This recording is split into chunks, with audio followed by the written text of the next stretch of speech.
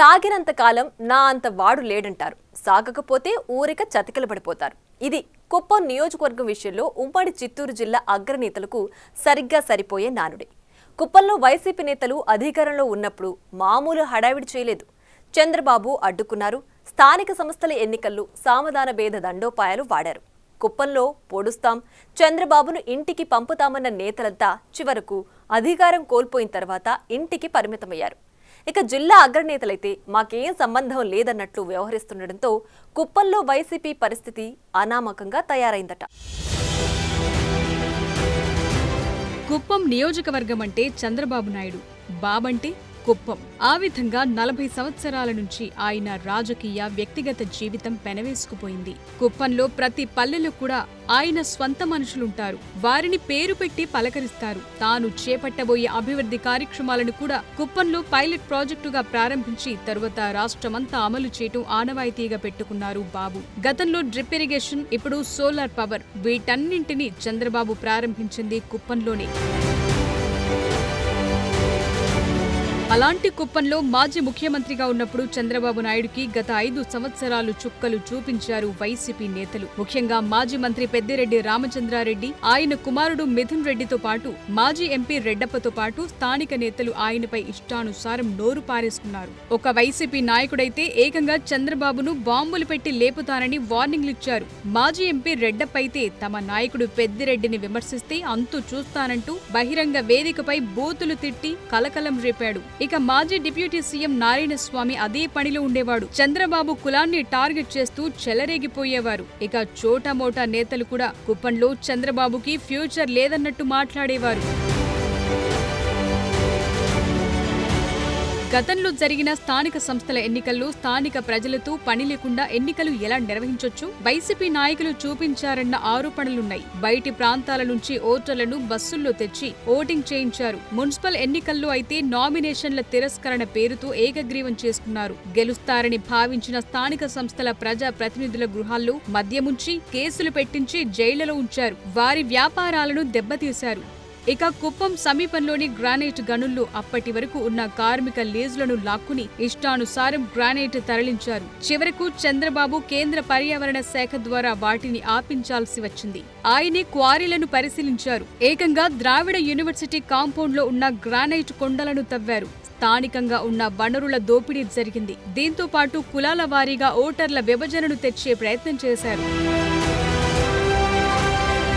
మాజీ మంత్రి పెద్దిరెడ్డి రామచంద్రారెడ్డి కుప్పం కేంద్రంగా నడిపిన రాజకీయం రాష్ట్రం మొత్తం సంచలనంగా మారింది. చిరకాల ప్రత్యర్థి చంద్రబాబును ఎలాగైనా ఓడించాలని అధికారాన్ని అడ్డం పెట్టుకుని పెద్దిరెడ్డి పండిన వ్యూహాలు ఇప్పటికీ చర్చల్లో నలుగుతూనే ఉంటాయి. పెద్దిరెడ్డి అండతో కుప్పం వైసీపీ నేతలు సైతం తమ్ముళ్లకు చుక్కలు చూపించి పంచాయతీ ఎన్నికల నుండి మున్సిపల్ పోరు వరకు వైసీపీ జెండాను ఎగురవేసేలా చేశారు. చివరకు చంద్రబాబు కుప్పంలో అడుగు పెట్టడానికి కూడా తీవ్రమైనటువంటి ఇబ్బందులు పడి రోడ్డు మీద కూర్చొని సొంత నియోజకవర్గంలోనే తొలిసారి ధర్నా చేయాల్సిన పరిస్థితి ఏర్పడింది. ఇక చంద్రబాబు వచ్చిన ప్రతిసారి రాళ్లదాడులు, ఘర్షణలు కుప్పంలో కామన్ గా మారాయి. అయితే గత ఎన్నికల్లో పెద్దిరెడ్డి రచించిన వ్యూహాలు బెడిసికొట్టడంతో ఎప్పటిలాగానే కుప్పం ప్రజలు చంద్రబాబును 8వ ఎమ్మెల్యేగా గెలిపించారు. ఇక అక్కడ్నుంచి కుప్పంలో పరిస్థితులు మారిపోయాయి. చాలా మంది స్థానిక వైసీపీ నేతలు నియోజకవర్గం నుంచి బెంగుళూరుకు వలసపోయారు. పోతే మరికొద్ది మంది సైలెంట్ అయ్యారు.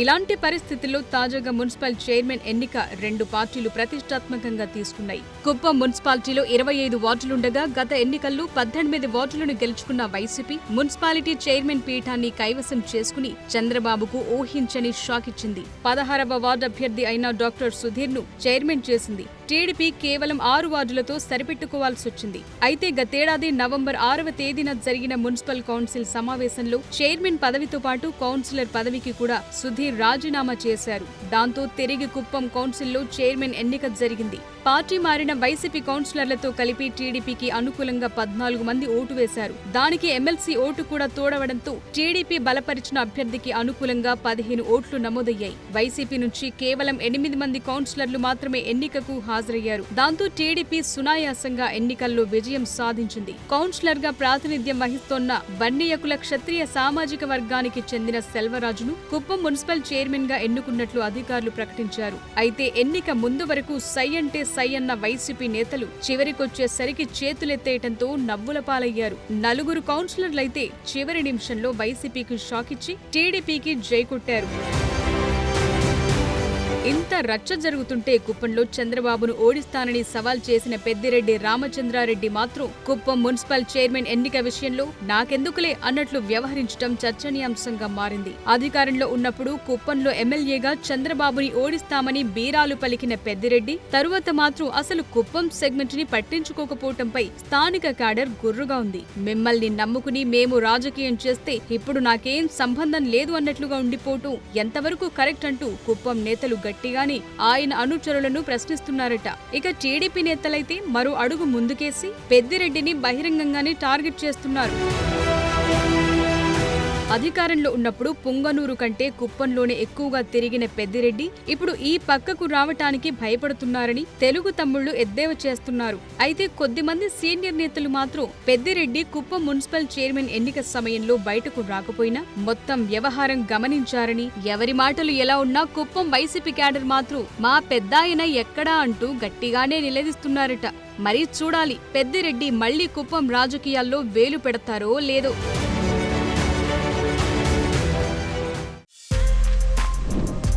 For more videos like this, subscribe Big TV channel.